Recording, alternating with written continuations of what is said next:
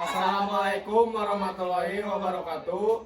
Kami dari kelompok 12 ingin mempresentasikan atau menceritakan sejarah tentang Raden Sudirman. Sebelumnya, perkenalkan nama saya Robi Maula Hasbiah Sabani. Perkenalkan nama saya Sultan Faiz Mesara Herdis. Jenderal Besar Raden Sudirman adalah seorang perwira tinggi Indonesia pada masa Revolusi Nasional Indonesia.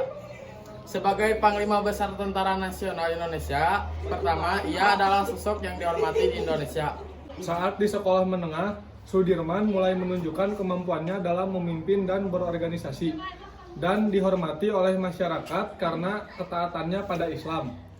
Setelah berhenti kuliah keguruan, pada 1936, ia mulai bekerja sebagai seorang guru, dan kemudian menjadi kepala sekolah di Sekolah Dasar Muhammadiyah. Ia juga aktif dalam kegiatan Muhammadiyah lainnya, dan menjadi pemimpin kelompok pemuda Muhammadiyah pada tahun 1937. Setelah Jepang menduduki Hindia Belanda pada 1942, Sudirman tetap mengajar. Pada tahun 1944, ia bergabung dengan Tentara Pembela Tanah Air yang disponsori Jepang, menjabat sebagai komandan batalion di Banyumas. Selama menjabat, Sudirman bersama rekannya sesama prajurit melakukan pemberontakan, namun komandan disingkirkan ke Bogor. Setelah Indonesia memproklamasikan kemerdekaannya pada tanggal 17 Agustus 1945, Sudirman melarikan diri dari pusat penahanan, kemudian pergi ke Jakarta untuk bertemu dengan Presiden Soekarno. Ia ditugaskan untuk mengawasi proses penyerahan diri tentara Jepang di Banyumas, yang dilakukannya setelah mendirikan divisi lokal Badan Keamanan Rakyat.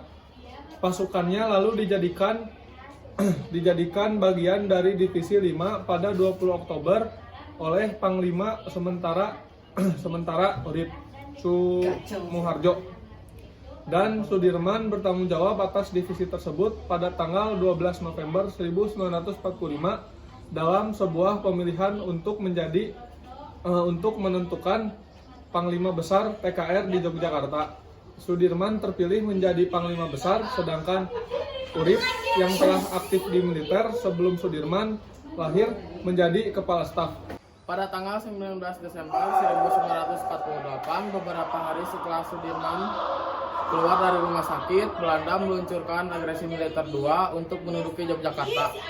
Ketika Belanda mulai menarik diri, Sudirman dipanggil kembali ke Yogyakarta pada bulan Juli 1949. Meskipun ingin terus melanjutkan perlawanan terhadap pasukan Belanda, ia dilarang oleh Presiden Soekarno. Penyakit TBC yang diidapnya kambuh. Ia pensiun dan dipindahkan ke Magelang. Sudirman wafat kurang lebih 1 bulan setelah Belanda mengakui kemerdekaan Indonesia. Ia dimakamkan di Taman Makam Pahlawan Semapi, Yogyakarta. Kematian Sudirman menjadi duka bagi seluruh rakyat Indonesia. Bendera setengah tiang dikibarkan dan ribuan orang berkumpul untuk menyaksikan prosesi upacara pemakaman. Sudirman terus dihormati oleh rakyat Indonesia. Apa yang bisa kita teladani dari perjuangan Jenderal Sudirman? Berikut beberapa hal yang bisa kita teladani dari perjuangan Jenderal Sudirman adalah: yang pertama yaitu semangat patriotisme, yang kedua jiwa nasionalis atau cinta tanah air, yang ketiga rela berjuang demi bangsa, dan yang keempat semangat berkorban demi kemerdekaan Republik Indonesia. 5. Tak pantang menyerah meski dengan senjata seadanya. 6. Meski sedang sakit, Jenderal Sudirman tetap mampu berjuang untuk kemerdekaan Indonesia hingga akhirnya dikenal sebagai pahlawan bangsa. 7. Bersatu dan bergabung dengan rakyat demi mewujudkan kemerdekaan Republik Indonesia. 8.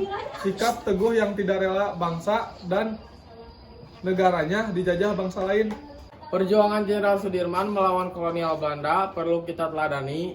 Rasa cinta tanah airnya yang tinggi membawa Indonesia merdeka dan jauh dari penjajahan. Sekian dari kelompok kami. Mohon maaf bila ada kekurangan dan kesalahan kata. Wabillahi taufiq wal hidayah. Wassalamualaikum warahmatullahi wabarakatuh.